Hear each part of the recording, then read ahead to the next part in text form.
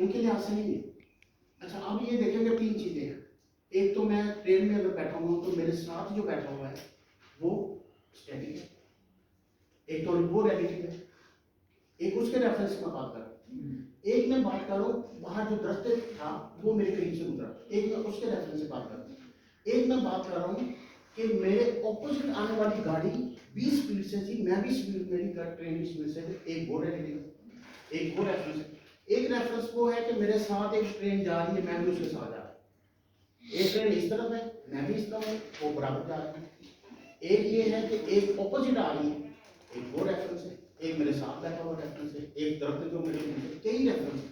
अब ये सारे रिलेटिव हैं। अब मेरे साथ जो बैठा हुआ उसके साथ मेरी रिलेटिव वेलोसिटी 0, जो मेरे साथ बराबर में ट्रेन जा रही है उसके साथ रिलेटिव वेलोसिटी 0। अगर फर्ज करें वो 50 की स्पीड से जा रही है, चेंज कर लेती है अपनी स्पीड, और मैं 100 की स्पीड से जा रहा हूँ, तो मेरी स्पीड फिर 100 नहीं है उसके हिसाब से।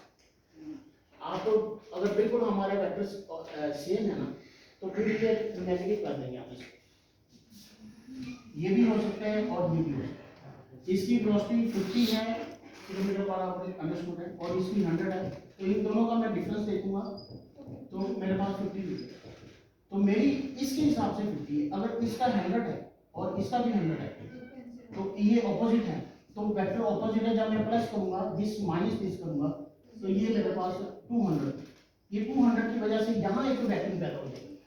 जब यहाँ वैक्यूम पैदा हो जाएगा तो दोनों ट्रेनें आपस में एक दूसरे को ही खींच लेंगी।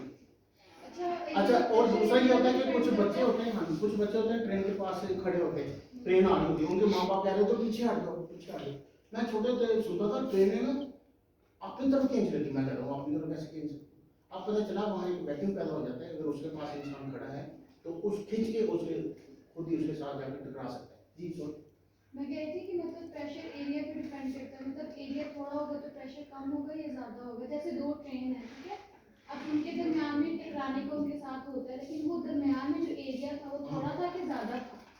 देखिए हमारे यहाँ जो ट्रेनें तो दूर की बात है, जो गाड़ी है ना, मैं कहते हैं देखिए बिल्कुल साफ बनाई हुई है। यानी कि अंग्रेज ने जो छोड़ी थी ना 200 फुट की जगह छोड़ी, 200 फुट दोनों तरफ ट्रेन, मगर वहाँ घर बन गए हुए हैं।